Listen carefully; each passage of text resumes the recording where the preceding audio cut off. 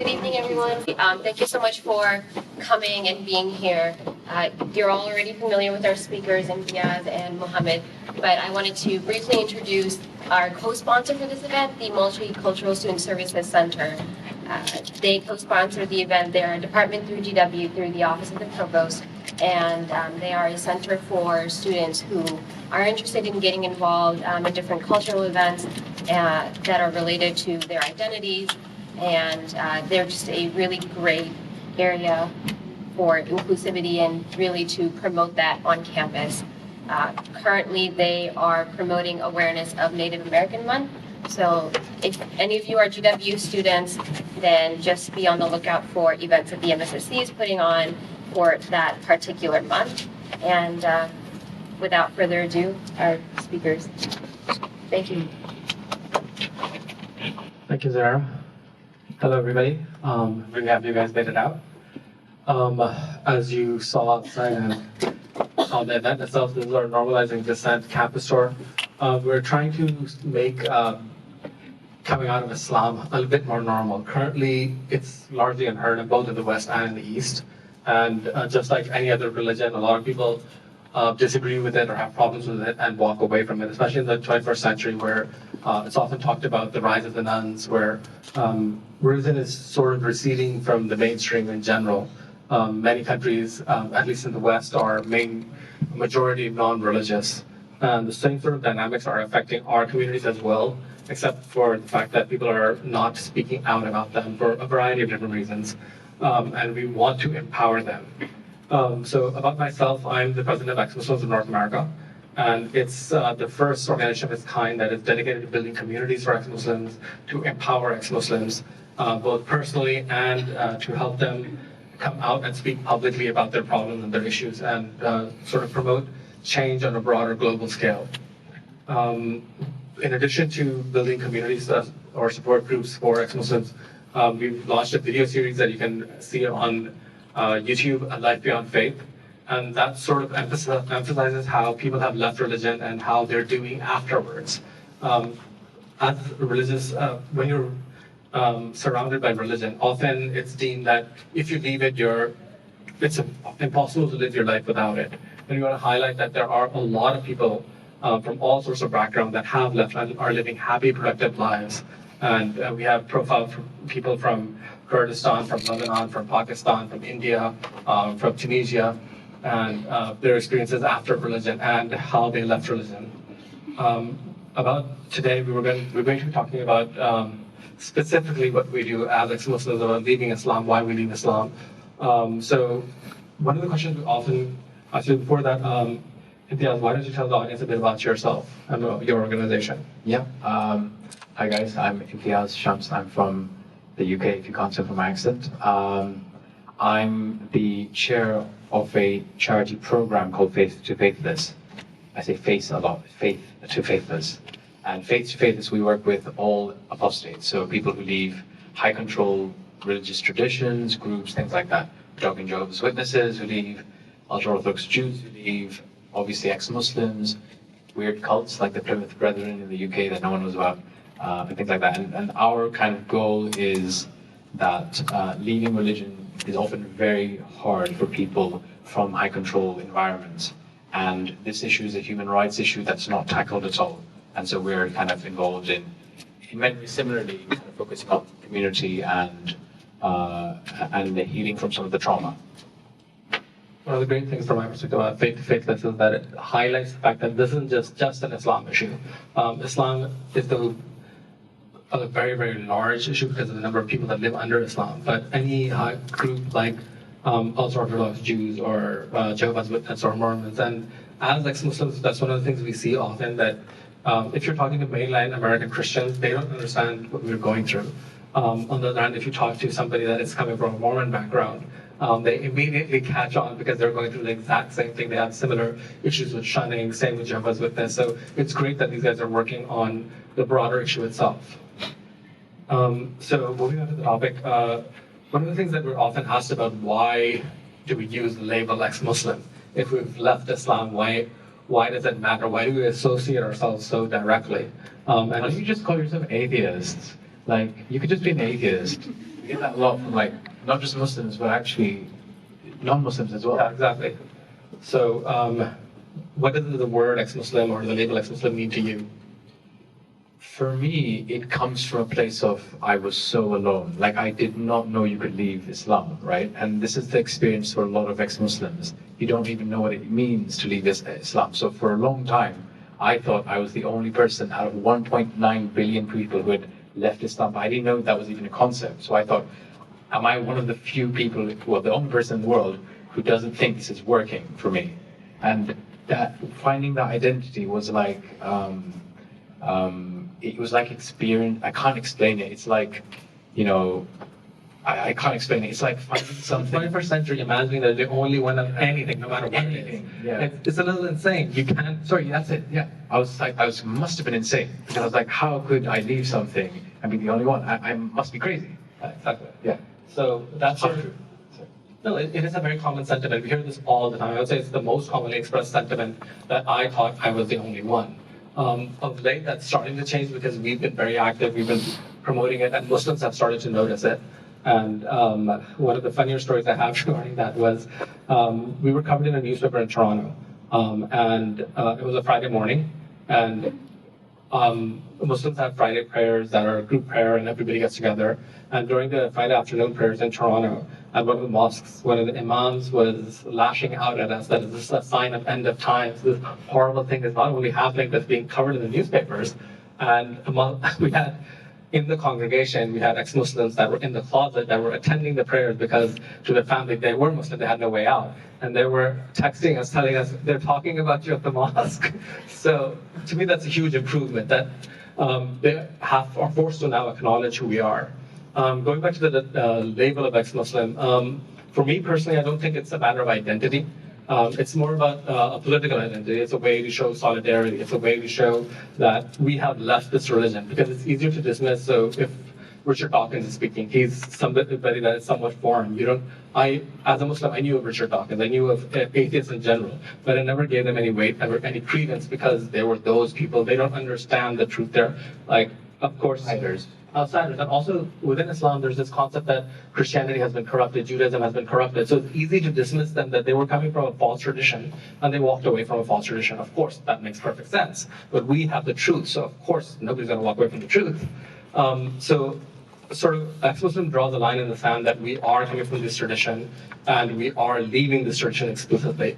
And I'm hopeful that down the road it goes away entirely. The ex-Muslim word should not need to exist. I mean, I want like the next generation of ex-Muslims to be like, that's so weird. Why are you guys fighting about this? I don't care. I'm just like gonna play my Xbox. You know, like it's gonna be normalized. One thing I always say to people when they say, why are you saying ex-Muslim? They always say, oh, but I never hear about ex-Christians or ex-Jews. And that's because you haven't looked at them. There are very large communities that do call themselves ex-Christian, especially in, let's say in the US, where you've got strong evangelical Christian groups and communities in the South especially. You will call yourself ex-Christian often. You won't just say, you're a non-believer. Ex-Mormons, and I think it's a real travesty that this is one of the ways that people try to erase us by saying, well, why don't you erase yourself? Why don't you just disappear? Don't use identity. If you look at Scientology, for example, they don't want to talk about the fact that people are leaving. They want to hide it. They want to prevent them from speaking out. So it's sort of the same sort of control that nobody leaves, and what can we do to prevent people from leaving? And if they've actually left, how can we bully them into not speaking out? Hopefully down the road we get to a stage, maybe within the next century, where these sorts of labels aren't needed for anybody, be it Jehovah's Witness, Mormon, Muslim, whatever. We're all, enough of us have left that it's not an issue. So one other point that I wanted to make regarding that was that it's also to show solidarity with people that are trapped in theocratic regimes that are suffering as a result of it. So if you look at every single Muslim country, people are routinely arrested. People are routinely murdered for disbelieving, for voicing disbelief. You may have heard of a Raif Badawi. It's a Saudi case where he talked about secularism. That was tantamount to heresy, and he's been jailed for 5 years for that. We have other people here from Bangladesh. So if you want to tell them about the bloggers in Bangladesh. In Bangladesh, what's been happening is I think always had a very rich dissenting a lot of dissenters in Bangladesh, and we have 10% of our population is Hindu anyway. So it should theoretically be a plural society. But what's been happening is, especially with the rise of strong Islamist movements in Bangladesh, what happens is they find these anonymous bloggers. There's one very well-known blog called organization called Muqtamani, I think, which Abhijit Roy, if you guys have heard of him, was part of, and he was hacked to death in Bangladesh when he was there with his wife. And it's happening time and time again. I know a few bloggers who escaped into Europe, and one of the most interesting things I find is that they're angry, and of course they're angry, and they look at us and go, "You're in one of the few safe places, arguably safe places in the world for ex-Muslims. You should be speaking." So it's in many ways the ex-Muslim identity for me is just as much for ex-Muslims from my country, in the West that I come from, as much as it is for the East. Not because it's some patronizing kind of "I know better than you," but because it's one of the few safe places we can talk about it without all of us getting beheaded, right? So this is the first time when I met like this has been organized, where ex-Muslims are speaking out publicly, going to campuses, and this is in the United States. Something like this can't be imagined in any other country.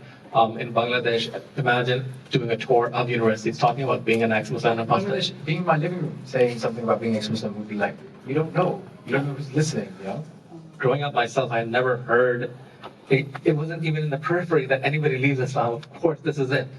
So we're hoping that as it becomes normalized over here in the West, people that are from Muslim backgrounds understand how bad it is and are willing to at the very least stand up side by side and fight for the civil liberties of their fellow Pakistani, their fellow Bangladeshi, and push for those changes that we all want. Another thing that we're often told by religious people in particular, and sometimes even by non-religious people, that why do you leave? Well, in the West in particular, often it's used as a cultural identity, as you're all Muslim, and we get that from all sides, that why do you have to leave? You have to speak up about it, and isn't Islam part of your culture? The word cultural Muslim is a big part of that. So I wanted to speak a little bit about why people actually wind up leaving Islam itself, if you want to start. Yeah, I mean, really quickly, just like personally, so I'm British, but I grew up in Saudi Arabia, which is why I have this really weird accent. If you're British, you think I'm American. If you're American, you think I'm British. So I grew up in Saudi Arabia for a decade. And then I moved back to the UK, and what people find quite curious, at least in my personal experience, is in some ways, not all, in some ways, growing up in Saudi Arabia, I had more of a plural identity there than even in London, in East London. Because in East London, for me, I was in a very conservative Islamic upbringing. It was a very important part of your life. Because in Saudi Arabia, you're an theocracy, so there's no identity battle really going on. While in the UK, it's like, well, we're migrant communities, they're against us, we've got to hold on to faith. And so that makes it very difficult to lead. That makes it difficult to even have any kind of real discourse, which actually, I think later on we'll talk a little bit about Saudi Arabia and the statistics around what ex-Muslims, how many ex-Muslims are probably there. And then, I grew up in the UK and was super religious. My first book when I was 7 years old was Riyadh Salihin by Imam Nawawi. It's a collection of hadith, stories of the Prophet. And when people ask me, okay, why did you leave? What I say is, it's not that I have new questions. It's that I had answers to all my questions growing up, but these answers over time stopped making sense. So, for example, I remember when I was a kid, can I go on story time? Okay, story time. Okay, so when I was a kid, I remember reading the Riyadh Salihin, and there's a hadith on Aisha. And Aisha was, it's a hadith, normal hadith, it's a story with context. And she's saying how she was playing with dolls, and I knew she was married to the Prophet. And I was a kid, I was I think 8 years old or something. And I was going, oh, that's a bit weird. I'm that age, playing with dolls, that's a bit different. But always that little creepy part, I've heard from ex-Muslim girls that growing up, they heard that story and they thought how honored she was. 8-year-old girls thinking that about Muhammad and Aisha's relationship. Yeah, no, exactly. There's different ways that these are processed in a young person's mind. In my case, it was, it must be something I don't really know about. And so you kind of move on with your life. As you get older, this question becomes a bit weirder and weirder, and there's always mechanisms to deal with it. oh, this is interpreted wrong, the hadith are wrong, or it's the girls are hit puberty a lot earlier, or it was done at the time, or whatever it is. There's lots and lots of mechanisms. And as I got older, these mechanisms just stopped making sense. They just really stopped making sense. And that's one out of millions and millions of things that kind of went through my head. So the point isn't that I had new questions. It's the way I process information and thought about the answers that stopped making sense to me. So you can see for me, it was very intellectual, but it had a personal impact as well, because I didn't know you could leave it. So for me, it was like, well, okay, what does that mean? And that's, I think, for me, the hardest part of it. It wasn't the intellectual journey. It was realizing what that meant for me and my family and my community and my space in the world. And generally speaking, pretty much everybody has questions, regardless of what tradition you're coming from. You have questions about those traditions. And often you're not allowed to, even if not explicitly question that, you hear you're not supposed to ask these sorts of questions. These sorts of questions lead you to kufr. So as a result, you shut those down even in your own mind. You're not even thinking about it internally. So growing up, I had similar questions. Most people I know had similar questions. My niece that grew up here in the US, when she was a child, she went to my sister and said, why are there no female prophets? All the prophets are men. And for my sister struggled to answer that. The only answer she could come up with was back in the day, the world was a horrible place, and therefore women couldn't be prophets. On my end, like, I saw stuff in the Quran about slavery, and that disturbed me. But I shelved that away, cognitive dissonance, that this can't be right.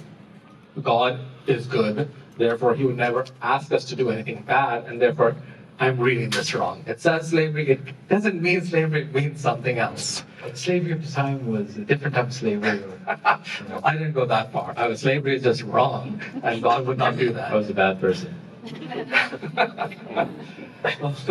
So, as an organization, we have a lot of members in various parts of the country, and we have support groups that run. And one of the things we did was we tried to collect some data on why people leave. And to me, it was very interesting. There were a few very strongly defined categories on why people leave Islam. And for the vast majority, not the majority, the large percentage we had was people that stopped believing in God.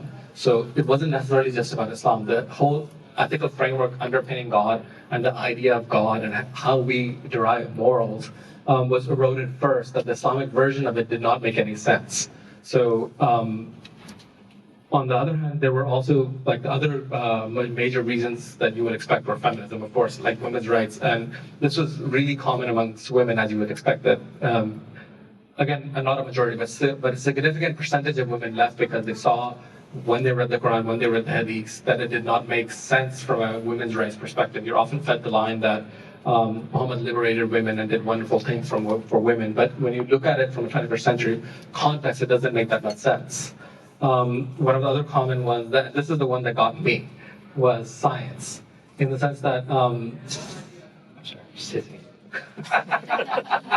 science is evil from certain perspectives. I've always been an astronomy buff. Growing up, space always fascinated me. Star Trek, Star Wars, whatever. I was really into the space program. And if you look at it from an Islamic perspective, it's a very 7th century idea of what space is. There are 7 heavens above you, which was a Ptolemaic model. The sky is held up by invisible pillars, which the 21st century is a little insane, but if you go back in the day, most creation myths had that. Looked up at the sky, it was there, why is it not falling down on us? So once you look at it from the perspective that we have today and we understand how these things operate, it was very clearly based in a different era. So holding on to belief at that point where you understand how things actually are was untenable. So one of the other things that isn't often talked about or people don't know about is what happens when you leave religion. So in America, for non-ex-Muslims or non-Jehovah's Witness people at least, it's largely, okay, I don't believe, and that is that. Like, you don't have a big conversation. It's not that big of an issue. To each their own, and there are multiple paths to the truth. That's sort of where we are in a good part of the West. In London and England, I think the majority of people are irreligious now. Yeah. In the US, it's lower than, I think it's 25-30%, but it's common enough that it's not that big of a deal. but coming from our backgrounds, it's a whole different ballgame.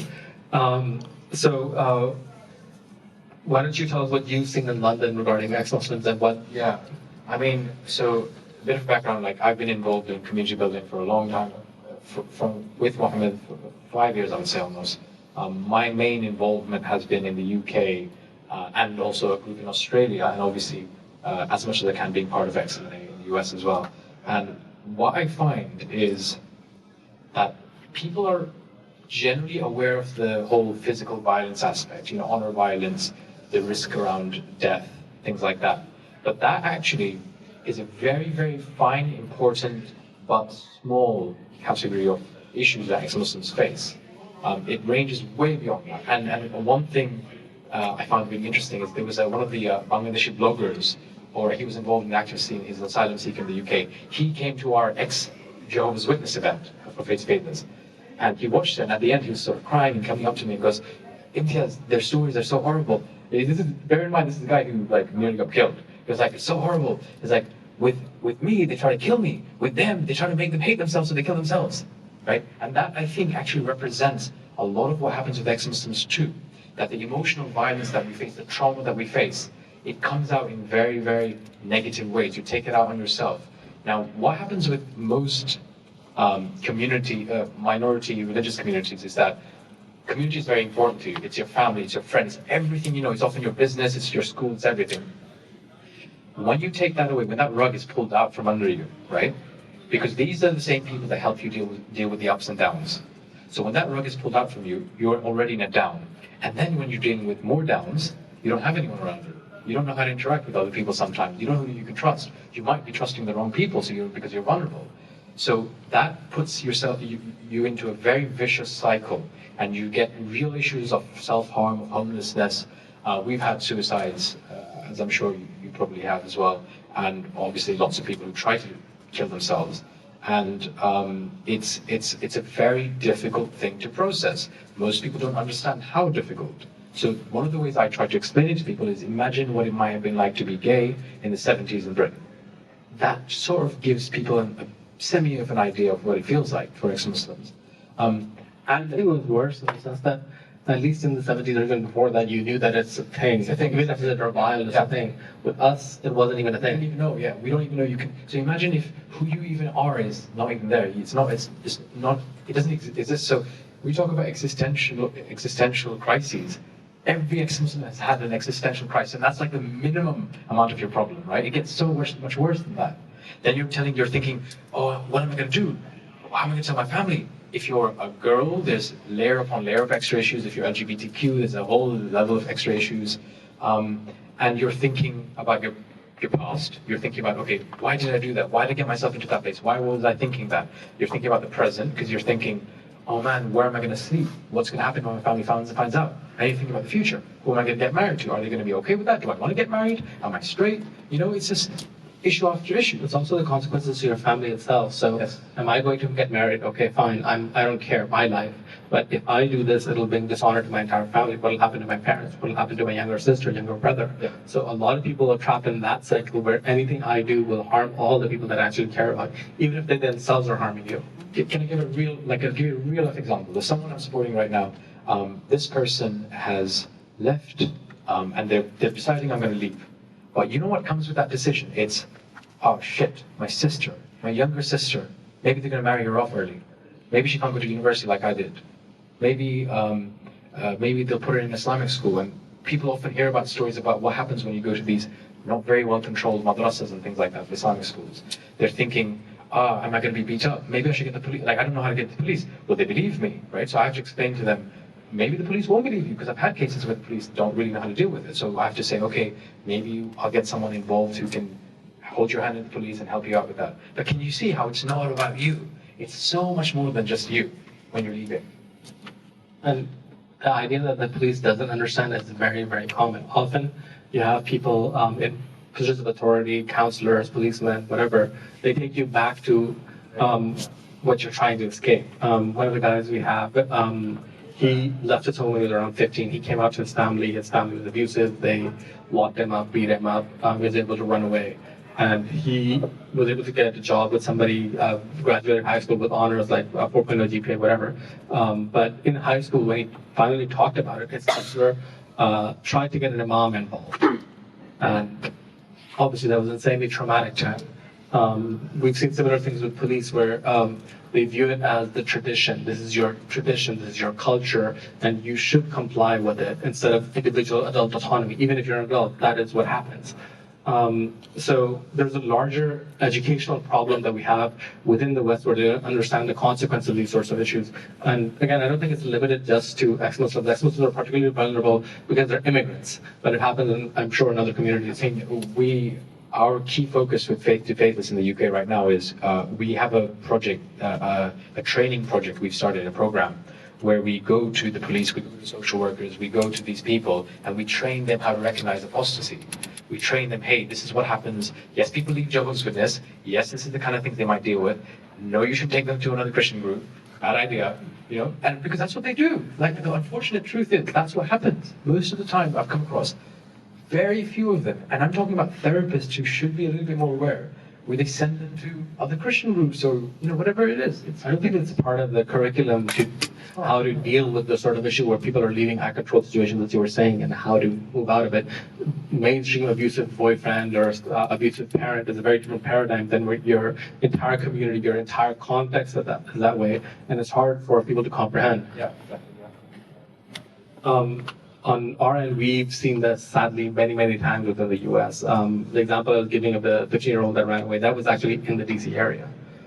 We've had other people whose families have gotten violent, who have threatened them, who have put guns to their heads. Again, all within the US. We have multiple people whose families have actually tried to kill them, and they've had to go into hiding. There's one guy who, if I remember correctly, has moved 6 times in the past 18 months. Because his family is trying to find him to harm him. And he's moving state to state, getting odd jobs, and they've hired private investigators to try to find him. And therefore, he's largely living off the grid.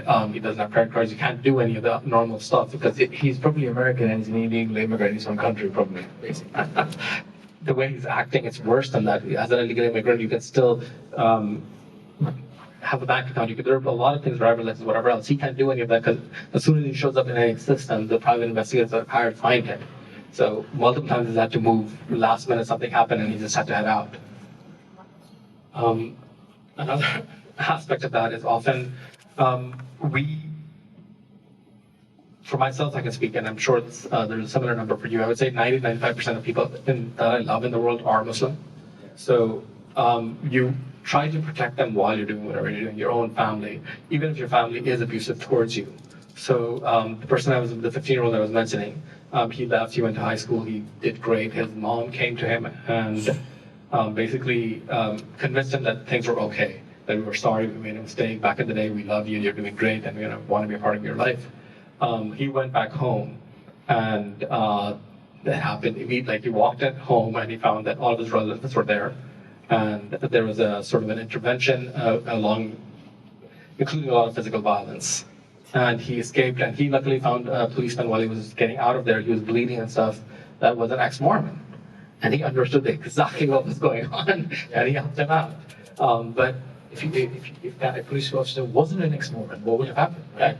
It could have been a very different outcome. But even after all of that, his family got into some issues, health-wise and finance-wise, and he went back and has been helping them. Because these are people that we love. These are our family. No matter how badly they treat you, it's very hard to say, screw you to your own mother. Yeah. Another side of that is that even if you're being abused, often it does come from a place of love. You love somebody and you see them doing something that from a religious person's perspective is horrible, because you will burn in hell forever and ever and ever. And within the Islamic context, it can be worse than, for example, being a mass murderer or a rapist, because shirk, is the worst thing. Shirk is, what would you describe it as in English? What would you describe the word? I can think of a word that would be equivalently bad. It's the worst thing possible. You could commit a genocide, and that is less bad. Shirk is like taking a god beyond the one God, right? So shirk in English is, I don't know, it's like a cuss word. It's like, if you're from a Muslim background, you know that shirk is like shirk. It's like such a nasty word. But that's what we're doing. And that's seen as the worst of major sins, because you have levels of sins. It's the worst of the worst. So you can understand why people who love us, who are Muslim, feel that way. And that's what we're facing, because unfortunately that's the base. Yeah. So from their perspective, they see their family members going down this path that will lead to eternal darkness. So it's understandable why they would become violent, why they would do these things, because they're trying to protect somebody they love. So even horrible abusive situations can develop out of a position of love. What's needed at that point, I think, is that there needs to be less certainty, there needs to be more doubt, there needs to be the fact that I believe that this is a path towards darkness, but it may not be. I could be wrong. And I think what many of the issues that we see in the Muslim community stems from the fact that I know I'm right, I'm 100% right. And even within the other contexts like political or legal issues within countries and stuff, all of those, maybe not all, but a majority of those, I think, do stem from that moral certitude that they have. Yeah, it's the difficulty with any kind of totalitarian thinking is it leads to problems across all facets of society. And I think the fact that we even exist actually really helps, because it adds that 0.1% doubt in people that I didn't even know you could do that. Yeah. He's not that much of a dickhead, you know. You know, I mean, you get to know people. Everybody's just a person. Yeah. Very, very rarely will you encounter somebody that you will viscerally hate. And when you encounter people that left the religion that you're a part of, no matter how much you may think it's odd or weird or bad or horrible, when you interact with them, they're just another guy or just another girl. So that hate is very hard to sustain at that point. And it's interesting what you said about love, because I think this is not just something I focus on with ex-Muslims, but also apostasy in general. When ex-Muslims are coming to me for advice, what should I do? I'm going to tell my family, it's definitely decided, but what do I do? What I try to tell them is, okay, do you think your parents actually love you? That's the first thing. The reason for that is some parents don't actually. So in the cases, and the many cases that they do, you can kind of say to them, okay, things are probably going to be fine. It's going to be a long, hard battle. It's going to be fine. With that hypothesis, okay, what can you do now to make your relationship and life easier? So the first is creating boundaries with them, making sure they understand what abuse is not okay, you know, these kind of things. Moving out if you can do it, financially working towards that. Okay, they're going to kick it off. But because there's this underlying hypothesis that they love you, in the long run, it's going to be fine. And I've seen that time and time again. Muslim families do accept ex-Muslims.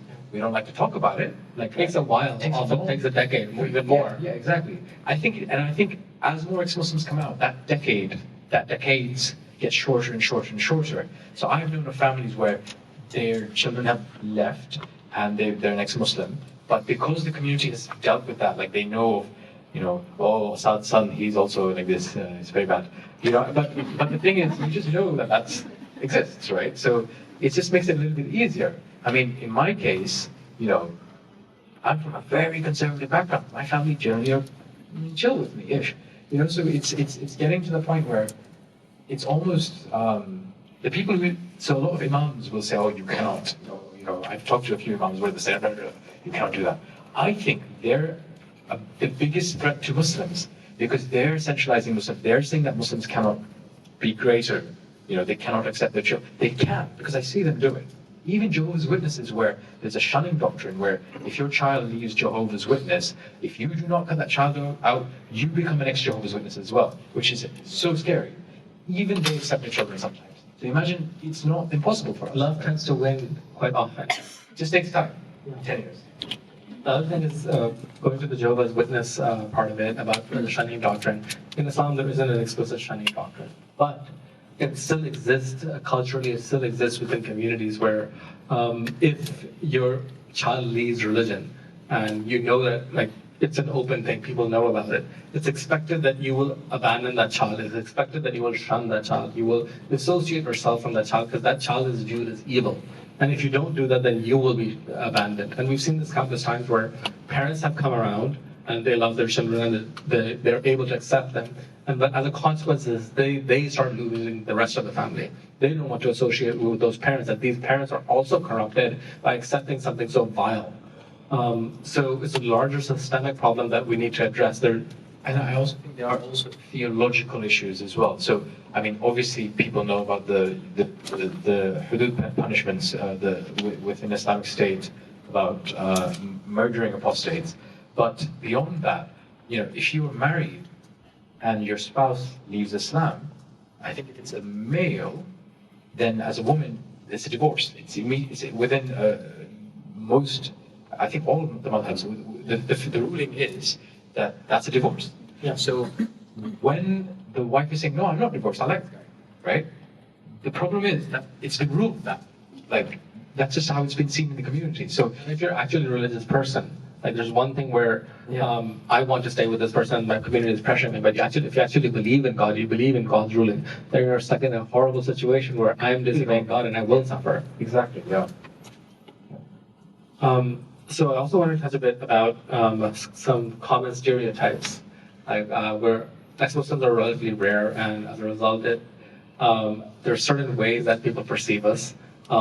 This exists within the Muslim community and outside of the Muslim community.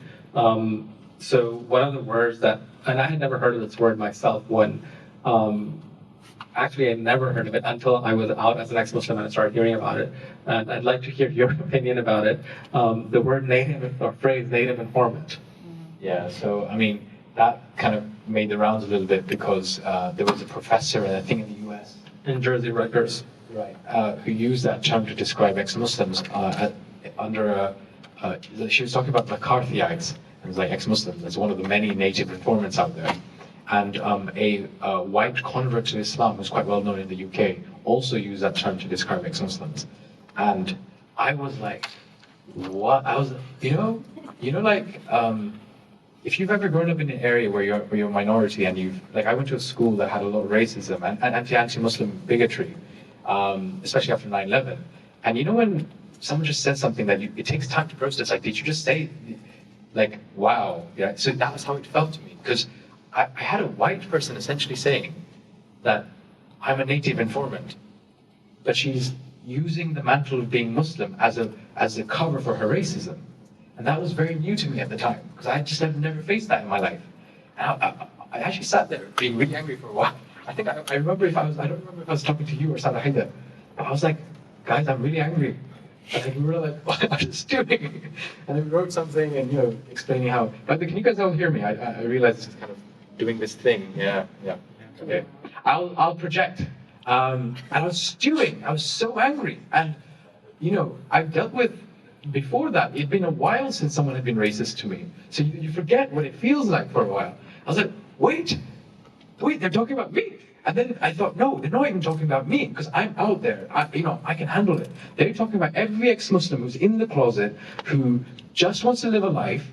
Because that person has decided to leave Islam, they are a traitor to this weird identity that she's created for them. It's not just her, it's a broader idea. Yeah. So the idea is that there's a homogenous block that are all Muslims, they hold these identities, they hold these values, and these are uniform across it. It's sort of erasing the diversity that exists within these various communities. It's sort of like saying that in America, the only valid way of being an American is being a Ku Klux Klaner, or being like whatever essential version of it is. And anybody that diverges from that is wrong and is somehow betraying its culture. So if you're from a Middle Eastern background or a Pakistani background or whatever, your essential identity is religious. If you're an irreligious person, or if you have the temerity to talk about the problems within your religion, you're betraying your essential identity.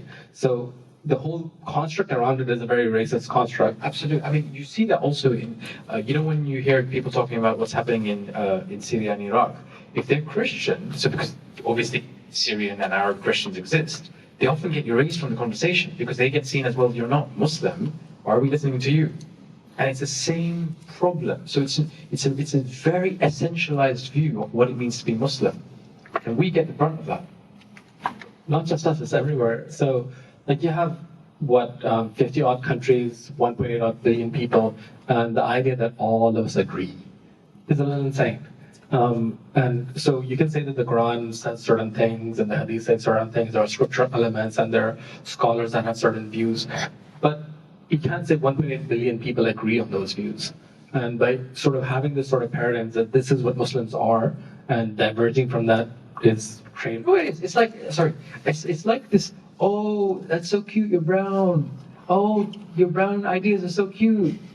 Oh, wait, you don't think that. Oh, you must be a native informant. You've become white. It's like I really. An actual phrase is used a lot. You're becoming white. Coconut. They use the word. Well, the first time I heard the word That is a coconut. common word. Oh my god! Like I was like, what do you want me to do? I cook Bengali food. I wear kurtas half the time in my life. Like, what do you want me to do? The problem is, it's become such a. It's actually, and it's not. It's not just from outside. It's often from within as well. It's, you know, I've heard this from the Muslim community as well, saying, "Oh, you must be this." I'm like, mate, I know you don't even speak Bangla. Like, what? Yeah, obviously, that's beyond the point. Like, you know, you should be able to express your identity however you want. But the point is that it's a stereotype that gets pushed not just by Muslims. It gets pushed by everyone. Yeah. A lot in the West, it's the left and the right. Both of them are pushing it in the sense of the right is doing it that all of these people are evil and they're a certain way, and the left is pushing it that all of these people are wonderful and beautiful and amazing. But they're people. Yeah. Even in this room, I'm sure there are 100 different viewpoints on 100 different topics. People are different, and we need to recognize that. I mean, with the right, you were saying, you know, the concept of, I don't know if you guys have come across the concept, which is very new for me as well, taqiyya. You know, it's been used a lot by the right and the sort of far right, and this idea that Muslims are acting like they're nice people so that they can infiltrate the West and turn it into a caliphate or something like that. The problem is, you get ex-Muslims getting that as well. Like, I don't know if you've got that. We get that all the time. So due to the fact that, as I was saying, my mom is Muslim, my sisters are Muslim, I care about them deeply. Like and even beyond that, like based on a basic principle perspective, like the civil liberties of everybody matter. Even people that want to kill us, their civil liberties matter, to me at least. And due to the fact that I'm saying, talking about the rights of Muslims, talking about the Muslims should have the same liberties that everybody else does, we get this pushback that, oh, you never really left. Yeah, exactly. I mean, explain. Do you want to tell the story about when you were on Sean? No, but generally, they only want. So again, this is both shown the left and the right. The right want to use it to further their perception that these are all brown, evil people, and the left want to use whoever they can to further the view that this is all wonderful, which is neither of those narratives are true. So moving beyond the political side of it, there's also a lot of pushback that we get from Muslims. They can't quite comprehend that people don't believe in God to begin with. Where do you become moral? And then the issue that people leave because they think Islam isn't very good to women, or because the idea of God is a little nuts.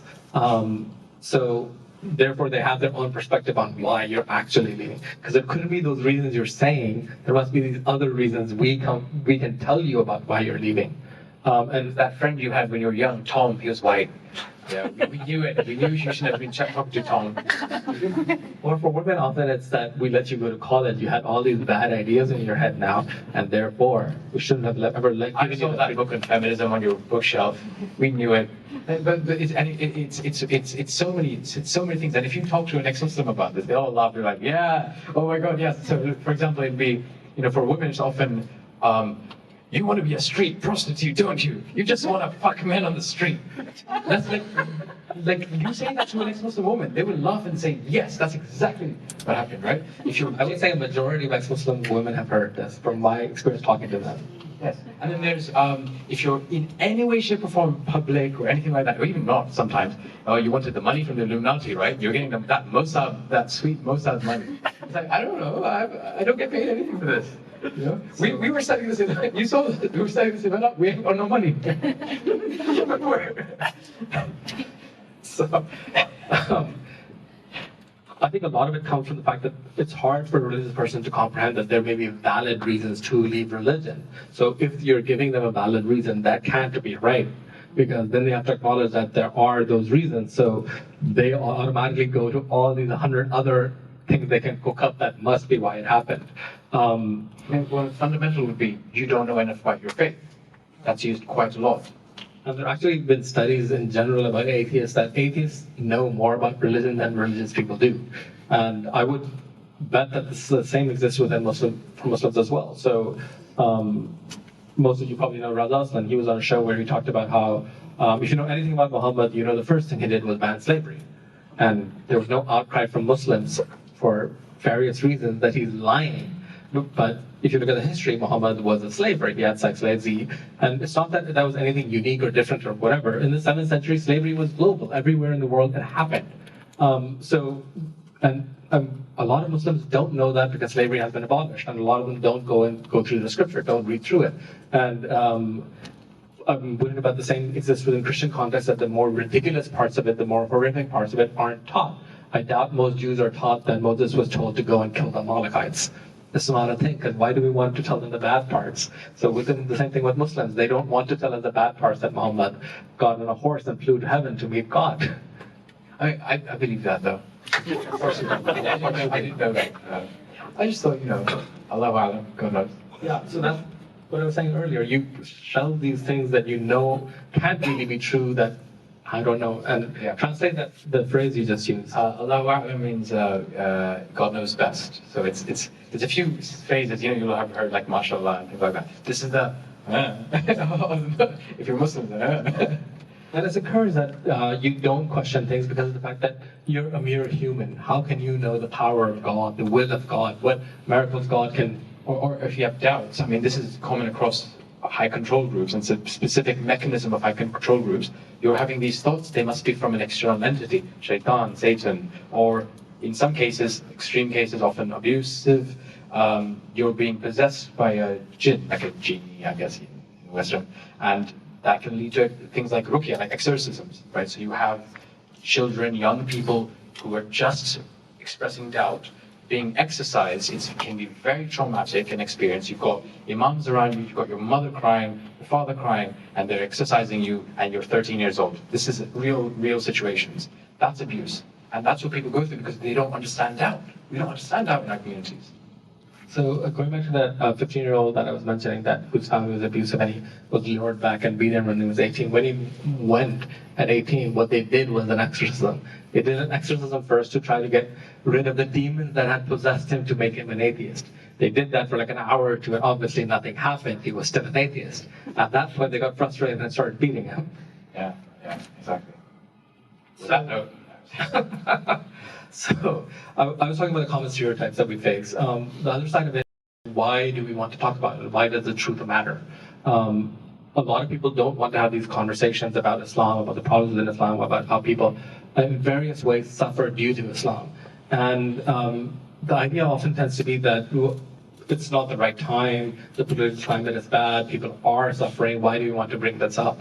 But at least from my perspective, the truth is very, very important. It's essential. If you abandon truth, it distorts everything around us. So we sort of have an obligation to the truth itself. So I would like, I don't know, your thoughts on... Do you think that the problem with that statement is there's an assumption of what the truth is? I personally don't, because so you can, for certain things you can say there are subjective answers. My favorite ice cream is chocolate, yours might be different. Chocolate is the best ice cream, I don't know. It is best. So there we have, from our perspective, there's an objective truth, chocolate wins. But for other things, we have answers, there are historical facts. Like the slavery thing I was mentioning, it was global, all over the world slavery existed. Muhammad practiced slavery. The Quran mentions certain things about women which map perfectly to the 7th century. So denying those facts make it harder for us to actually navigate this issue and solve that issue. So often what I've seen from Muslims at least is that they want to keep the pristine idea that Islam is perfect and Muhammad was perfect. So they will do a lot of mental gymnastics around it, that there are other things going on, or like the translation issue, or you don't understand this, to prevent acknowledging the truth. And even liberal people that acknowledge that, say, slavery is bad or women's rights are very, very important. They will do everything for their own family, for their wives, for their daughters, to empower them. They still will not be willing to acknowledge that parts of this text or the history is misogynistic, even though, again, that's not anything extraordinary. If you go 500 years into the past in any part of the world and compare it to today, the world was really, really bad. That's nothing unique. But due to the fact that we hold this truth, like this divine truth that it was always perfect, it was perfect for all time, Muslims have a trouble dealing with that, grappling with that. And by not talking about the truth, we make that easier for them, so they don't have to actually reform. In my opinion, at least, you reform when there's a reason, when there's something going on, when there's a pressure on you. So say you're in school and you're not doing well, it doesn't really matter, you won't study hard. If on the other hand, you know that tomorrow you'll be homeless, there's a lot more incentive for you to change, to study, to change the state of where you are. I remember I once spoke to a professor of sort of racial studies from SOAS, which is a very in the UK it's like very like hippie, Far left. well, they do very interesting research and they can be a bit hippie. And I was talking to her about the slavery within Islam, and I had just done a video on it. Like I've been very interested about the actual academic, what do academics say about this history of Islam around slavery. And we were talking about, for example, Omar al-Khattab attacking Dongola and being beaten, and Maybe give them some context about that. yeah. Omar al-Khattab was like one of the caliphs, the first caliphs. So it was called Khilafat al-Rashidun, which is like the first 4 great caliphs. And he was also the one who was the most expansionist. He expanded Islam, the Islamic Empire at the time, the widest. And they had, along with another companions, Amr al-Nas, attacked Makuria. The Makurian kingdom is a Christian kingdom. They got whooped. It was the only time they actually had been whooped at that time. But Makuria didn't want to keep fighting, so they had 2 battles in Dongola. And after that, they signed a treaty, a Baqt, and that treaty said 300, it changed a few times, but 300 to 320 Nubian slaves. That was yearly, right? And that kept going for a long time. Now, I spoke to this professor about that, and she was like, oh, I know. And we talked about the issue around slavery, and she said, yeah, I know all this. She's like, I can't talk about it. Professor at the University of Racial Studies could not talk about this. Because what happens is that you do that, there's issues around political correctness, you might lose some funding, you'll have a lot of people protesting you, and so the truth gets buried. And what happens when the truth gets buried is that the issues that we have today also get buried. So, for example, there is an issue of racism across a lot of the Middle East. There is an issue of slavery that's re-emerging. So I don't know if you've seen videos of slavers and slaves in Libya just recently. Why is that happening? This week, why is that happening? That's not just purely because, it's a political context at the time. Of course it is, but they're drawing that from somewhere. And we haven't dealt with it properly yet. And we need to deal with it properly. Because I would say, by and large, we've dealt with the fact that slavery was bad in the West to some extent. We've looked at it and gone, hey, we should have done that. We haven't done that with the Islamic world. And we need to. And what happens when you hide the truth is even professors can't do that. So one example that I like to draw to that is that if you look at Christopher Columbus and his place in America, back in the day he was regarded as this pristine, wonderful person that came and introduced Europe to the New World, and as a result of this, all these wonderful things happened, and America came into being. But now, looking back, we're looking at it in a more nuanced way. We're looking at his own history, the horrible things he did. He was not a very good man. He did horrible atrocities on the local people, and the same sort of honest critique, honest looking back into history empowers people because we understand where we're coming from. We have a better idea of what happened, and if you don't know history, there's high probability that you will repeat history. And in the Muslim world, they don't know history and they're happy to hide it. So Imtiaz is from Bangladesh, I'm from Pakistan. It used to be one country back in the day. There was a civil war in 71. And in that civil war, Pakistan committed genocide. Hundreds of thousands of Bangladeshis were murdered. And growing up in Pakistan, I did not know this. And this is in living memory. This is 71. And there was no mention of it. It was completely buried. The global press had covered it, but there wasn't enough penetration. I only found out about that when I moved here and I met Bangladeshi people, and they hated me. And they had a very good reason to hate me. And I tried to figure out what was going on. I don't hate you. So if you're able to suppress truth to that extent, there's a lot of secondary problems that happen. And in my opinion, one of the larger issues with the Muslim community is they don't know Islam. And if they understood Islam, if they understood what actually happened, the history of it, they wouldn't be behaving that way because they are good people. Most people in the world are good people. So if we start talking about this honestly, if we don't allow the apologetics to take hold, when somebody lies that Muhammad freed slavery, there's a consequence to that. He's ridiculed for being a childish liar.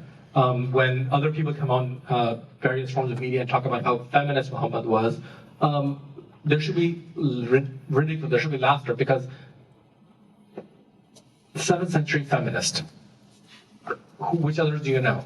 Who are the top 5 feminists from the 7th century that are your favorite? What about the 1st century?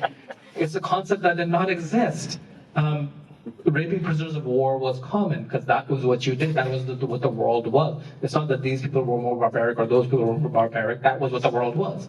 But allowing these people, because we want to be nice to them, because they're a minority, allows perpetuation of these falsehoods that prevents us from actually solving the problem. If the average Muslim in America understood that Muhammad enslaved people, he raped people, he had child rights, whatever else, that doesn't mean that you dehumanize people. You can have honest conversations about the past, and Muslims will talk about the fact that they disagree with that. There may be some angry discussions, but the facts exist, and they will have to accept those facts as they exist. But if we're not willing to have the conversation, why would they bother?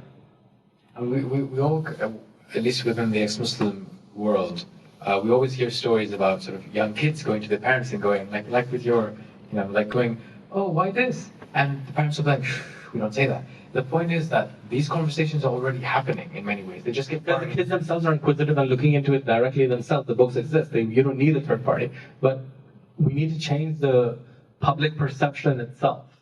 And again, going back to the West, I don't think we often hear that in the 15th century, the Spaniards were a particularly evil people, and they were doing these horrible things around the world, and we should revile Spanish people today because of their past. That's not just the case. We understand that was a different time when Columbus was doing what he was doing. That was a different era, and the people there were doing horrible things because that was the context they were embedded in. And we judge Spanish people today by what they're doing today. And there's no reason we can't do that for Pakistani people, or for Bangladeshi people, or for any of these other groups. It's interesting because we treat Islamic history as historically we treat it as this kind of unique occurrence. Propaganda. Yeah, it is because if someone came up to me and said, "Oh, I look at the Crusades that happened as fact, and I want to reenact that today," I'd be like, "You're far right. You're crazy," and you could imagine that would lead to probably slightly bad ideas. Not as bad because maybe people are good, but it's not good to look at things ahistorically. And I think even beyond what the truth is, for me personally, we might disagree slightly on this, as on many things, but for me, what's more important is having any kind of room to discuss. What the truth is, I don't even know. But the point is that you can have room to discuss. We just don't have that today. It doesn't exist at all. This is why some of the most interesting conversations I've had about Islam do come from ex-Muslim communities, because that's where people can feel safe. They can, defend Muslim positions, defend ex-Muslim positions, It's interesting. So you can find beauty within Islam itself. It is an amalgam of many, many ideas. Some are good, some are bad. A lot of them are outdated because of the 7th century, but that doesn't mean that it's all bad. So personally speaking, one of the better things in Islam is there's an emphasis on charity. You're supposed to give 2.5% of your savings, not your income, your savings, every year to the poor, which is wonderful. There may be some conversations about whether you should be forcing people. There's a certain libertarian perspective that it's wrong, but the idea still being that the state, maybe not state, God himself or herself, want you to give money to the poor. That is a wonderful idea. It will help people and will make society better. So, going back to the part about truth, ISIS is theoretically defeated, but before that we had Al-Qaeda, before that we had other groups. I think all of it goes back to the same thing, that even the Wahhabis in Saudi Arabia, they're trying to bring us back to the original Islam. There's a word, Salafi, which means basically going back to the origins. And so if we understand what the origins are, if we don't romanticize the origins themselves, there will be less of an incentive to try to go back to them. So growing up myself, I was raised on stories of the wonders of Muhammad and his people and how they liberated the world and how even the word democracy was used. Again, that wasn't the thing, but it was in the book of Abu Bakr. So if you have a certain romanticized view of history, you can plausibly look at that and say that, okay, these guys made the world wonderful for people that were suffering, and maybe we can do that again by copying exactly what they did. I spoke to a guy who brought the Muslim Brotherhood to Qatar. I can't remember his name now. So the Muslim Brotherhood, if you don't know, is like a political Islamist movement to bring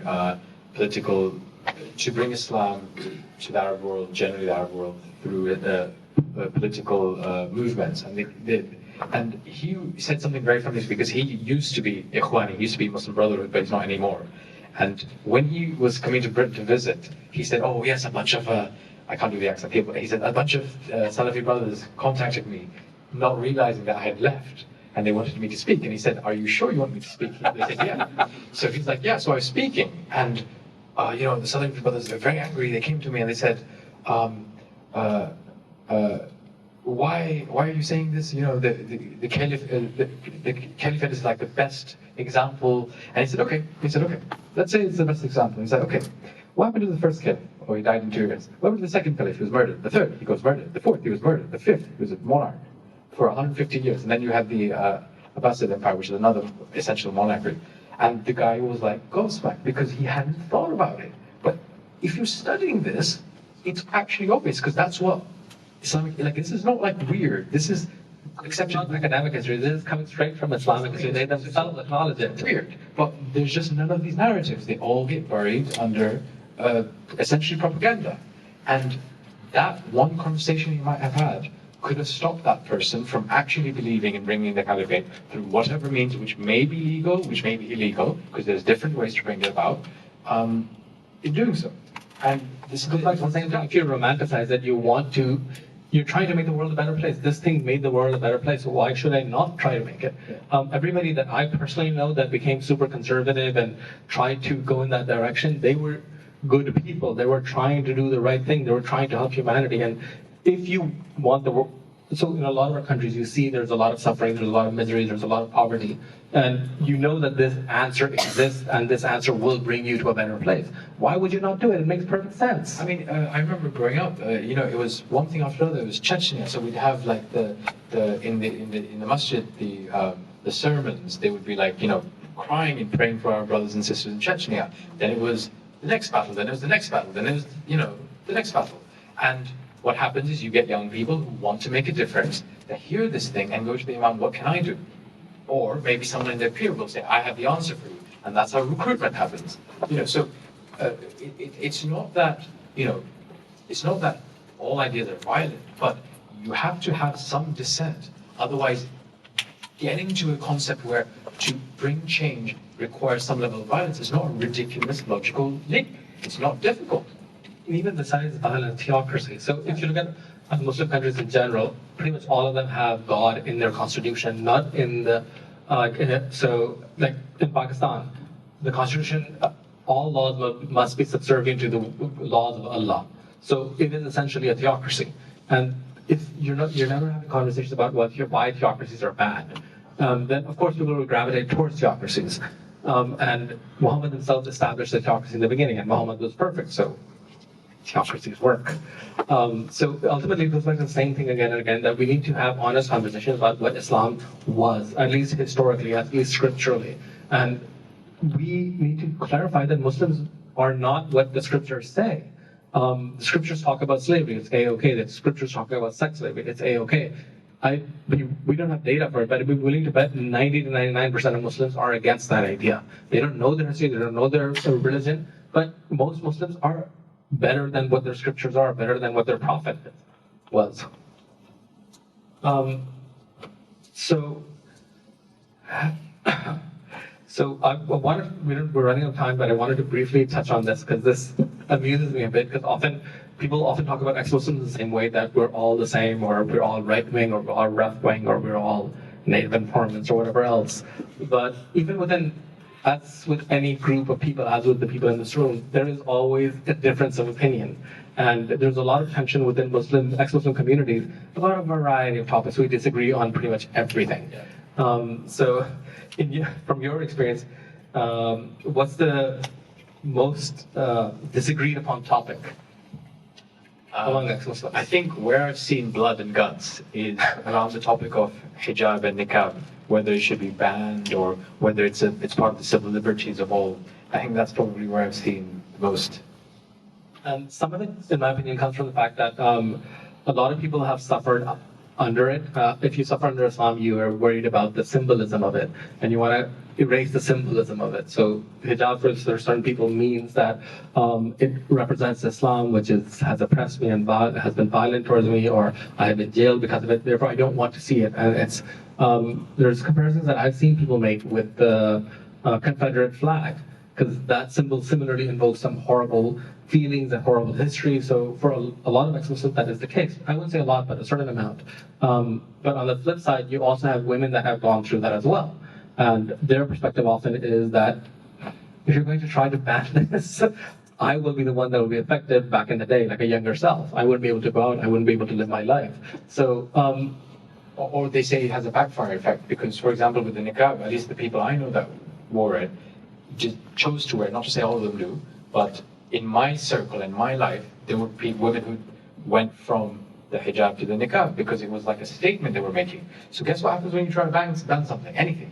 You're stifling the conversation and you're pushing people to wear it more, I guess. yeah, you're pushing them to embrace that identity instead of having a broader, multifarious identity.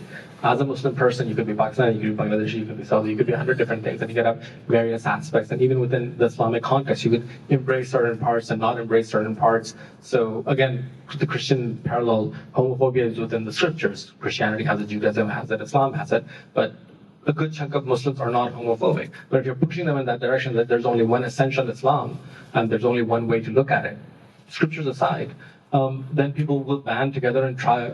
It will become more conservative as a result of that. So we're running out of time, sadly.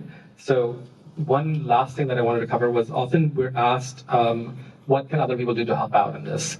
And Imtiaz, what do you think? What can others do? So when people come to me, I mean, obviously my context is the context of faith to faithless, which is for apostasy in general, but the issues are similar. So beyond, I mean, funding is one really important one. We're poor, so poor, Mossad has not pulled that yet.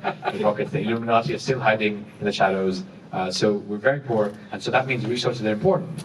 That includes helping us get grants and things like that, because we don't really know how to do anything like that. But beyond that, we have, for example, a project to train social workers, police forces, and things like that, and how to deal with apostasy. Well, we need to get into these social workplaces, these police forces, and things like that. So one thing I say is, can you get us in? And I think with you guys, the key thing would be policy and media and things like that, because you're about raising awareness. Yeah, so if there's people that have connections that you do think maybe beneficial, reach out to us. If there are media platforms that would want to talk about this issue, inform them about it. For a lot of people, they haven't heard about this issue at all. People don't know about it. So from that perspective, you can talk about it amongst your own families, amongst your own friends. I think that's a really important one, actually, because what I found, so when we were speaking in Atlanta, this guy came up to me who was a police officer. Yeah, okay, I can say this. He was a cop for the venue, right? And he came up to me going, hey, I really like to talk. And he explained his situation with his partner, who was from a Muslim heritage like us. Whether she was an ex-Muslim or not is sort of, I don't know, and I didn't ask. But the point is they were having problems. And he's going to go back and talk to her. He's going to talk to his community about the fact that we exist. He's a white dude who didn't know anything about Islam before dating this girl. And the point is, you can talk about us. You can talk about our existence. You're in a position in many ways to take a step that actually a lot of ex-Muslims can't even, because they can't talk about it. As soon as they do, people think, oh, wait, maybe you are. But if you're not from that background, you will know people you can talk to about this. And I think that makes a big difference. I've really seen it make a big difference, at least in my life. I know, definitely. The other thing is that there's a need to hold people accountable when they say things. If they're talking about Islam, whether they're actually being true, if they're whitewashing it, if they're pointing it out, even something as simple as the 7th century, that doesn't make sense. If somebody's going to claim that they did Muhammad invented feminism in the 7th century, you can push back at that. That doesn't make any sense. What evidence do you have to back that up? And just having the conversation may help them out of their illogical position as well. The other thing is often we hear about alliances between the left and Muslims, and on the one hand that's great because it pushes Muslims to sort of embrace liberal values, because they can't. So we often hear even from conservative Muslims that we accept gay rights. And they're forced to do that because that is what is going on in the culture right now, and they want to continue to be embedded within the left, and that's sort of the price to pay for that. But the other side of it is simply saying that I support gay rights is very different than I'm willing to fight for the rights of the gay people in Saudi Arabia. I'm willing to condemn homophobia within Muslim communities. That's a very different conversation than simply stating it in America about Americans. So if we're having them as allies, we need to be sure that they're actual allies in every way possible. And we need to have those difficult conversations that they will probably share. I mean, the last thing I would say, just because I know we're running late on time, is for Muslims, one thing that I really respect is when I hear an ex-Muslim tell me, oh, I came out to my, we use the word coming out as well, I came out to my friend or my brother or my cousin or whatever, or my dad, and it was difficult, but they've said, you know what, no matter what, I love you. And these are Muslims making that decision. These are Muslims actually saying, and it's risky for you because you're doing something that might be shunned upon in the community, frowned upon in the community. But we really need that. So we need that as a first step. And the second step is, can I story? 5 story. So when I did one of my first events, it was an all ex-Muslim panel. We tend not to do that now for Faith to Faith. We have a mixed panel. This was one of the first events at Surrey University. We were talking about our experiences leaving Islam. Now, obviously, under that, we talk about Islam, but not really. For us, it was much more talking about the experience. And in the back row, there was sort of a bunch of the Islamic Society people, the ISOC people in the back. And one of the guys stood up and asked a question, saying, well, not questions, kind of ranted at us, going, oh, yes, violence is bad, but why did you leave Islam? You didn't talk about it, probably you didn't study it. And what happened is a Muslim woman, I know she was Muslim because she was wearing the hijab, and I spoke to her afterwards, and she stood up and said, hey, you don't know, actually, hijab, it could be an ex-Muslim too. That's why I spoke to her afterwards. But you're right, actually, I love it. Anyways, so she stood up, and she was also ranting, she was like, I've been sitting here the whole event. They've said nothing like that. This is their experience. If you wanted to rant to them, you could have talked to him afterwards. And he shut the fuck up because what's he going to do, right? And I think that's so powerful. And that's what I look out for because I have a lot of Muslim friends even now. And they're specifically people who, shouldered up and said, you know what, actually, this is a problem. I'm going to support you guys. And it's a real honest type of support. And I think we need, as ex-Muslims, we really need a lot of that from Muslims as well. Again, it goes back to a lot of Muslims aren't aware of the problem. They're unaware of the scope of the problems, even within their own country. So if we talk about like the 13 countries where you're killed, we talk about government policy where people are being hunted down, Muslims will be forced to take a position. And many of them will take the right position because they are good people. We'll move over to a Q&A. So if anybody has any questions, please raise your hand.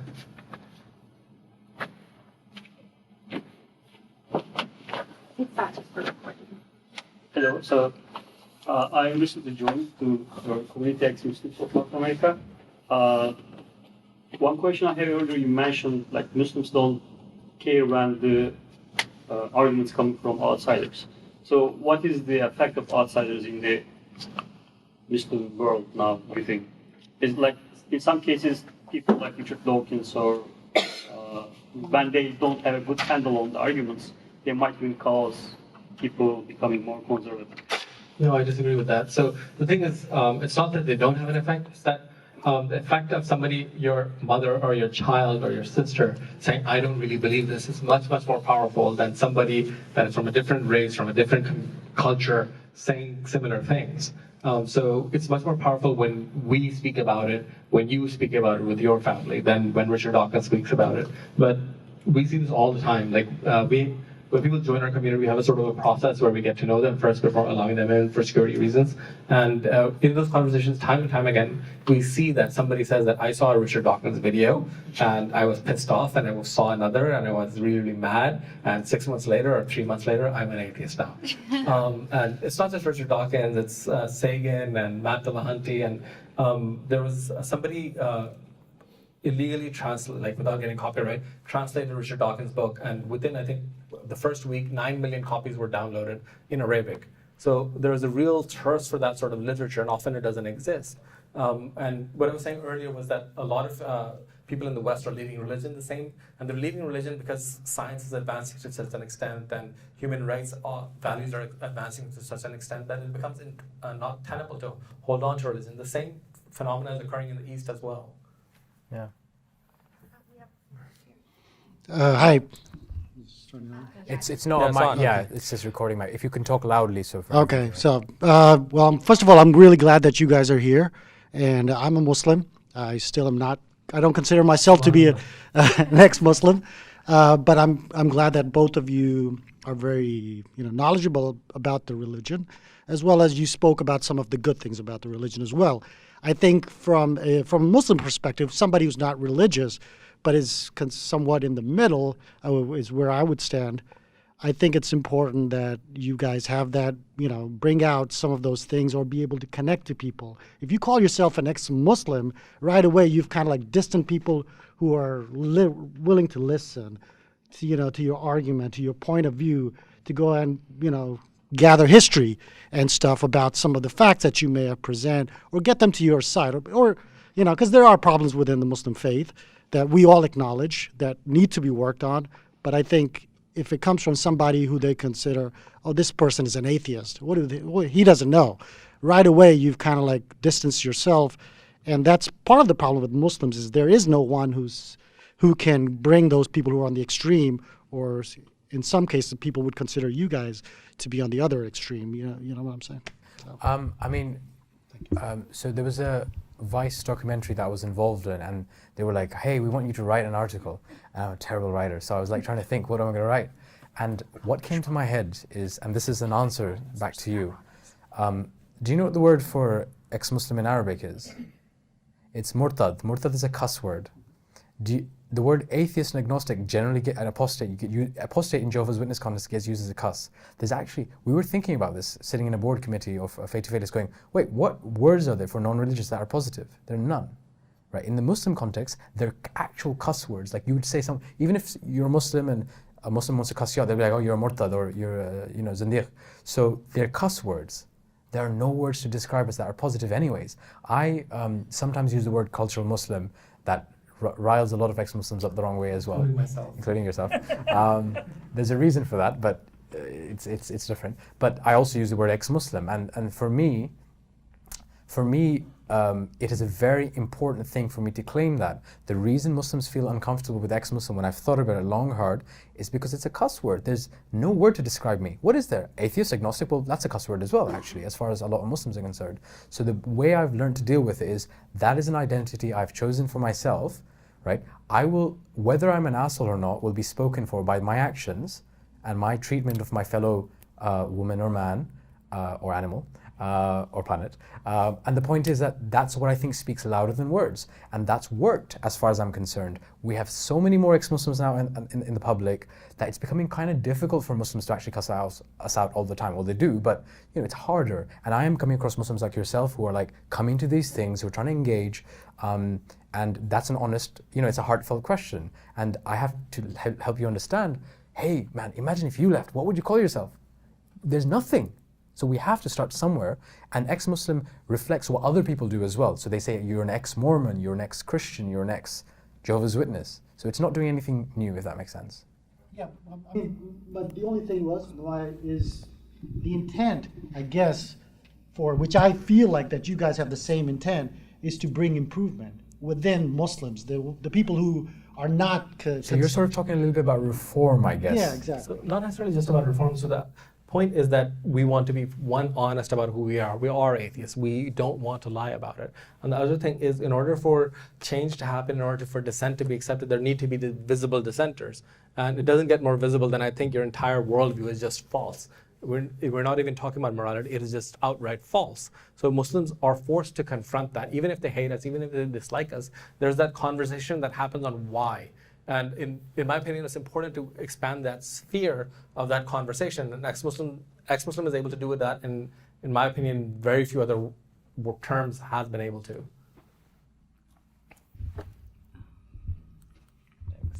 Hi, my name's Amir, and I moved here from Pakistan about 2 years ago.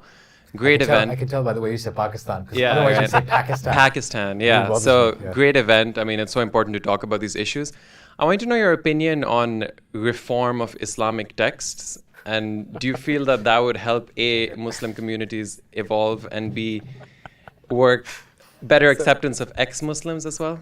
We have a difference of opinion on this. Also, we just did a 3-hour event like 2 days ago, specifically, actually 5 days ago, specifically on So watch this on YouTube. No. Yeah, in a few weeks it actually will be on YouTube. It's a long discussion with Imtiaz, myself, and Armin. But I personally am against the idea of reform, not from the perspective of, but from the idea that why should we reform? It is false.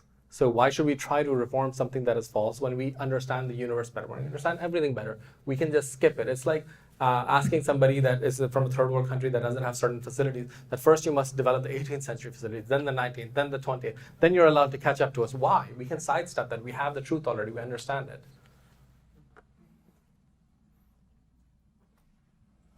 Yeah, do you want to His name escapes me at the moment, but there's a judge in the state of Minnesota who was involved with a de-radicalization program for a young man who attempted to join the Islamic State, was caught very early on by the FBI.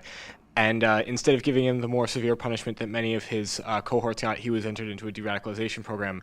And there's a similar one going on in Syria for ex-ISIS fighters.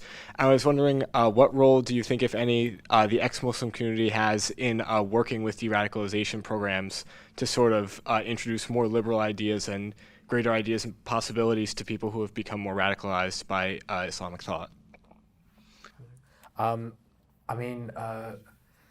I think our existence is kind of a bit of a derad movement in some ways, because the problem with radicalization is, and this is not just for Muslims, if you look at any kind of radicalization, it tends to occur when you've sold this totalitarian view, right? So I think the fact that ex-Muslims even exist can make a big difference.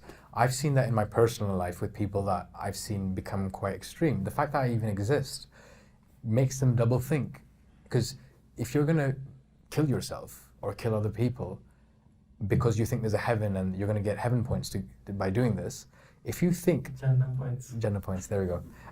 If you think that, oh wait, there's a 1% chance that, wait, there's someone who's an ex-Muslim, I didn't know you could leave it, it's going to make you double think your Jannah points.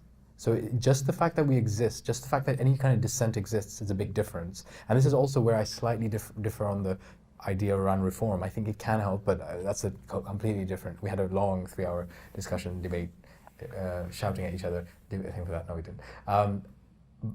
Beyond that, I'm a bit wary about de-radicalization efforts and ex-Muslims being involved in it somewhat, because we're already so politicized that for me, I'd much rather that we focus on the ex-Muslim community and the work we're doing to further our human rights, because that whole area is so politicized. It's a bit of a tense thing to get involved in. That's not to say I don't think ex-Muslims can help. I think they absolutely can help, and that's their right to.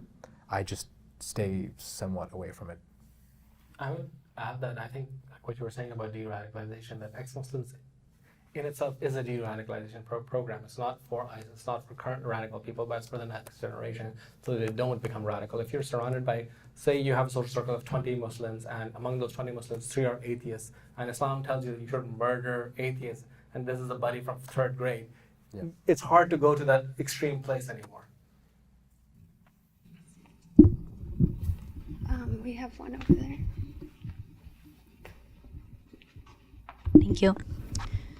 I am very politically active on the left, and as you mentioned earlier, to just talk about ex-Muslims and to talk about this issue and to just make people aware that you guys are out there. I'm trying to have those conversations both within my family and within my political community. But one thing that I've noticed, and it really scares me, is how institutionalized the oppression of dissent is becoming. I don't know if you guys know, but Ayaan Hirsi Ali and Asra Nomani testified before the Senate a couple months ago, and it was ostensibly about homeland security, but it touched a lot on their experiences as ex-Muslims. And they just got ignored, frankly. And they published a piece on it in the New York Times where they talked a little bit about why this was, why being ignored was so, was a form of oppression. And even people, commenters and readers and writers in the New York Times, which is ostensibly sort of a leftist paper, backed up the Senate and accused Hirsi and Asra of being, as I guess as you guys said, what was the term that you used again? Native informants. Native informants. And like Majid Nawaz of all people has been added to the Southern Poverty Law Center's list of Islamophobic extremists, which is just, he's Muslim. Extremists. Yeah, and that, when you have like these big name organizations like The Nation or New Republic or Southern Poverty Law Center, institutionalizing the quelling of dissent, it makes it so much harder to have those conversations just as a single person or as a single activist. What do you have to say about that? Oh man, I agree with you so much. I hate this so much. I can't even tell you. So like, what's been very interesting for me is most ex-Muslims that I've come across. I mean, a lot of them, have all sorts of political views. A lot of them are left, actually. A lot of them come from the left. Some of them even come from the far left, God forbid. In my background I was involved in the left quite a bit when I was younger. I would like to add that most people in the ex-Muslim community that I've seen are usually on the left. They're usually not far left because they see the problems in the far left, but they're somewhere between the left and center left. Yeah, so the center, I was actively involved with anti-war efforts with Iraq and a bunch of other left, like Obama. So, in that case, sorry for interrupting. Yeah, no, exactly, and I think it's symptomatic of the problem we're talking about, which is that it is the biggest hurt. We were talking about this actually, weren't we? Like, we were talking about this a couple of days ago. We were talking about almost the hurt that it feels, because if you come from that background and you did think that there was a defense of Good guy. yeah, you were like, the left are cool, and then it's like, whoa, they're racist. Oh my God, that's racist basically, because what they're doing is they're looking at people. So for example, Ayan Harsi Ali, who you can have any view about her on her politics, she is still a woman who left something, and it's very difficult for her, no matter what people say. Someone like Linda Sarsour going to her and going, she shouldn't have her vagina, right? You take it away, as someone who, FGM is an issue in that community as well. I mean, wow. And do you know what happened? No one in the left really said anything. I mean, there's a few bits and bobs here and there, but what else aside from that? And I think that problem about institutional oppression, which is funny because that's generally what the left talk about. They talk about institutional oppression. So it is going to be one of the big, I think, challenges of the left to deal with this internal institutional oppression in their time. I don't know how we're going to do it. I think why we talk about it so much is because it's such an important problem, and by talking about it, it helps. But I think actually a lot of it is going to come from leftist activists like yourself, embedded within these places, because you're the guys who can try to bring us in. One thing I've seen, for example, when we've tried to do events at universities, is before we contacted like atheist, secularist, humanist societies, we did contact like feminist societies, LGBT societies, things like that. And the way that they discriminate is not to straight up what they do sometimes, to say, oh, you're offensive. We've had people say, you're going to offend people. But actually the worst way is they kind of back off really slowly, or they mislead us and they say they'll do something that they don't. But if we've got people on the inside who are like, you know what, I want to help. How can I help? You might only have a small amount of power, but that can actually add up over time. And as people are becoming more aware of this issue, it's going to become more and more apparent that you've got other allies in the left. So I do know a few leftists now who are very outspoken. They've had enough shit. They're like, F this, I'm gonna say what I want. And those people are great. And I think we need more like that. So we can affect changes from within current institutions. You don't necessarily need to be 100% outspoken. To whatever extent you can helps. So like you were saying, inviting people that would otherwise not be invited, raising funds for people that would otherwise not get funds. There are a lot of different ways that, and even from a policy perspective, so say you're a part of a policy-making committee on some smaller subgroup within the left, you can affect how they view things. You can make sure that they're not essentializing Muslim into wonderful or horrible. And there are a lot of little things you can do here and there. So with the ACLU, they're inviting Linda Sarsour as a keynote speaker. Okay, fine, it's up to them, they can invite whoever they want. But if there are people in the ACLU that are voicing disagreement on this person said these horrible things about other activists and has some anti-Semitic views or whatever, there may be other people that also hold that view, but weren't saying it. So the first person that says it may empower 10 other people to say it and to change the direction they're going right now. So it's important that you find allies, and it's important that you do whatever little you can do, because when we started, there was nothing. Yeah. And within only like 4 years, we're here organizing a tour around the country. Things have changed just within a short 4 years. You never know how much change you can achieve unless you start trying. We were literally just people on the internet. I know this sounds like a joke. It was not a joke. Literally just anonymous people on the internet. Not a joke. So if we can do this, and I barely know how to use a computer, you all can do it as well. I just wanted to add real quickly, you said they didn't do anything about Linda Sarsour. She was actually a co-chair of the National Women's March after saying a woman shouldn't have a vagina. So imagine if Ann Coulter said that and then they made her chair. It's the same thing, isn't it? But because she's essentialized, they're not going to do that. Yeah. I find that you have a very interesting, kind of very difficult position because you're kind of in the middle where it's not a win-win situation anyway, because you have from the right, I see that there's some commentary from the right where they actually make some of the very valid criticism towards the extreme views of fundamental Islam, but they come from a kind of a racist bigotry, and they use you guys also as a way to validate their point. And now you have from the left, which should be kind of a natural ally to you, also kind of protect Muslims, but also through the bigotry of low expectations. Exactly. So it's just this, how do you do this? It's just, Have you seen where the do you magazine go? in this man's eyes? I mean, So it's bigotry from both sides. And Muslims that want to murder us. So it's a good place to be. But ultimately, this is something that we have to do. Progress is never easy. We know this throughout history. Every advancement that we've had throughout history, people have fought and died for.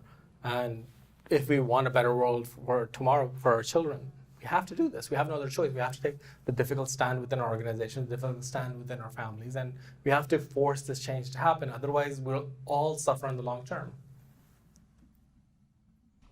Hi, how are you guys doing this evening? So my name is Amin, and much of the sentiment that's been expressed I very much agree with in terms of having an open environment where dissent can be expressed, and the academic freedom to do so amongst many academics. What I wanted to express is just a concern about the way in which, for a lot of Muslims, I feel, I'm a Muslim, and I feel that for lots of Muslims, oh, you're very welcome. I appreciate you coming out as well. And I think, as I've mentioned, that platforms of this structure should be encouraged so that people are able to hear other people's ideas and have ideas that are in dissonance hashed out and ironed out.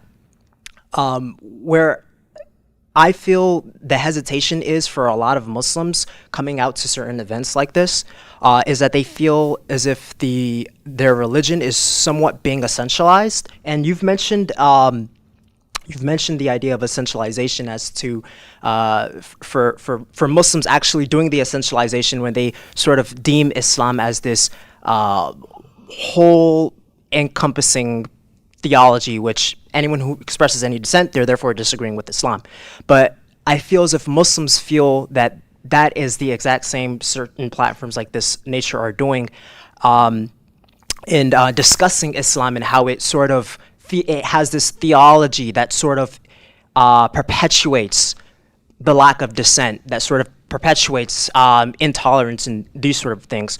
And there are lots of Muslims that don't necessarily carry this sentiment. There are lots of Muslims that don't necessarily believe in this particular conceptual idea within the faith, and they're certainly available. So I just wanted to ask the both of you if you have come across those voices, and how are you sort of incorporating them into certain events like this?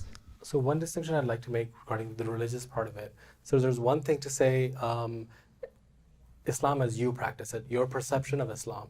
There's another to say what the scriptures say. There's another to say how Muhammad lived his life. So according to Islamic biographies, the Sirah of Muhammad or the Hadith, there are certain things that he did that are not good from a 21st century perspective. Same with the Quran. But I'm 99.999% sure that you're a better person than Muhammad ever was. And for Muslims, that's a hard sell because you view this person as perfect. So when I'm saying that Islam is X, Y, and Z, I'm generally talking about the scriptural elements. I'm talking about the history. I'm not talking about Islam as you practice it or as you believe it, because it also varies within countries and areas. So FGM is something that is condoned in every Sunni Muslim school, Shafi, Hanafi, so on and so forth. But it's not practiced across the board because it depends on which sub-school you're in. Shafi mandates it. So in Somalia, in Indonesia and stuff, it's widespread. So there are variations there. We can look into that, we can acknowledge that. And even within those areas, it's not 100%. There are Muslims that say, yeah, I'm not going to do that, even if my religion says it. So we need to acknowledge that there is the distinction between Islam as a set of ideas and Muslims as people who hold a subset of those ideas. No Muslim holds the entirety of all the ideas of Islam. I don't think that's actually even possible. So that was the sort of distinction that I would draw. I mean, yeah, and I would by and large agree with that. I think if I was just kind of stretch your question out further and also push it towards the direction I think you were trying to hint at as well, I mean, I'm surrounded by a lot of Muslims, and because many of them would be considered progressive, I would have had to actually engage with some of these different concepts. The issue I have is about literalism. So there are many faith backgrounds that are not literalist, and so they can engage with difficulties in their text quite easily. Well, it's up for interpretation, it's off the time. With Islam, even within a lot of progressive circles, what the issue is actually literalism. So there was I've told this story before, but there was a well-known, quite progressive Muslim scholar who was in the UK, and this changed my mind on a few things, who was reading Surah Al-Kafirun, right, which is the Surah of the Kuffar, basically, and making it out to be this like the kafir is like a disbeliever, but it can be it can be a bit of a cuss word, basically, and but it was in a very, very kind of progressive kind of interpretation of it. And someone who was an ex-Muslim, who was a fluent Arabic speaker, came up and was like, I can't believe you just did this. This is essentially a bigoted surah, a chapter. And this person was obviously quite mad because, you know, being accused of being bigoted does that. But it made me think, because I was like, actually, this person is a literalist. And so that surah, it's difficult to actually say it's not about the disbeliever. And the concepts around disbeliever in Islam are bigoted. It is the other, right? So I get the concept that there are different viewpoints on Islam, but until they're not literalist, it's very difficult to change anything, right? But at the same time, I mean, I come across sort of different interpretations, like very Sufi interpretations, or, you know, some Mu'tazili interpretations and things like that. And I have time for them to listen and things and whatnot. But fundamentally, for me, the way Islam is practiced is literal for most people. And unless you can get away from saying the Quran is the direct word of God, it's always got that element of, you know, these things happen. Exactly, yeah. The hadith is a whole new ballgame as well, because the hadith is where you get into trouble. So a lot of ex-Muslims, what happens with them is, initially they don't want to leave Islam because it's difficult. So they become Quran-only ex-Muslims, where they practice from just reading the Quran, which, because it's more poetic, has more variance, but not that much, but it does. The hadith are very contextualized, so you get to read about what happened to the Banu Qurayza, where, you know, everyone with any pubic hair was murdered, basically, and things like that. So once you get past that hadith, it's a little bit easier, but then by that time, because the way the hadith was relayed was similar to the Quran, they're essentially... more than that, the Quran doesn't make sense without the hadith. Yeah, well, you don't know how to pray otherwise. You know, there's three, I think there's 3 prayers in the Quran, there's 5 in hadith. So you can see how I'm cool listening to it, but it's not very difficult to explain why within a literal context that's difficult to understand. If we talk about non-literalism, and this is where we might disagree sometimes, I do believe that reform could come with non-literalism. Whether tactically, I don't know, but I think it could within Islam. So the issue is that will non-literalism even happen? Exactly, yeah, and who knows to that. So that's kind of my take on it. To give you a very specific example, in the Quran, chapter 4, verse 34, is about beating your wife. And it says something along the lines of, if your wife is disobedient, do X, Y, and beat her. and until she is no longer disobedient. Like the entire verse is misogynist, obedient, disobedient wife, and then what often people do is the word beat does not mean beat, it means a variety of other things. Or it was like with a feather. Yeah, feather beating is best beating. In any case, so there's a feminist scholar that was trying to create a feminist version of the Quran, translating it from Arabic. I think she was Irani, and she had a lot of trouble with that verse. And there was a New York Times article about her work, and in that she said she spent nearly a year trying to find an alternative meaning for that verse. She went through hundreds of dictionaries, and so she's putting all this effort to distort what it literally says. So she's still sticking with that text. Why can't we simply say that, okay, the rest of it sounds good to me, but this particular verse I disagree with. Like simply, I disagree with this part of the Quran, period. That is immensely powerful. And just to say, like, really quickly, it is so important that we can have this conversation, because actually, I think even as a Muslim, when I was a Muslim, it was very difficult to have that conversation honestly and openly with people. And I'm finding more and more Muslims now do come up to me and go, hey, I've got these questions. And, I'm like, hey, I don't want to make you leave your faith, but we can talk about it openly. And it's interesting. It's actually quite interesting, because I'm happy to have that conversation. It's an important part of my, So. We have time for one more question. And we'll be around as well afterwards a little bit if you guys have more questions. We've rambled a little bit, so. Oops, I think it's not it. I have a question about shunning. So I think that, families have an easier time accepting their child if the community is removed. So I was wondering, have you thought about making these conversations in Muslim spaces? I know it's very difficult, but I think, if you can remove the community aspect and you can have a conversation with parents themselves that are dealing with this issue, it might be more effective. But have you... Which community are you from? What's your ethnic background? So Pakistani. Okay. What do Pakistanis do to each other? What happens when Mudathir across the road has left Islam? Every single family in that community will know about it. That's the problem, right? Mm-hmm. But at least in my experience, I advise people to try to do that, to try to move their parents from talking to other families, but you can't. It's just very difficult. And there are support networks. There are social circles. You can't really easily do that. Regarding going into Muslim spaces and having this conversation, I'd be happy to do that. We all would be happy. Mm-hmm. And I'm hoping that down the road, as we have Muslims here that are talking about this, even if they disagree with us, which is great, that eventually we'll get to the point where we'll start having these conversations within Muslim context. And to a great extent, this is a problem that will need to be solved by Muslims, because in Pakistan, it's a quote-unquote democracy, regardless of how uneven it is. If you're going to remove the parts of the constitution that are bigoted, frankly, you need to convince the people that are already there.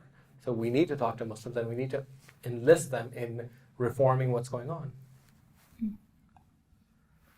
Okay, well, thank you very much for coming. I hope you guys had fun. We definitely did. Thank you.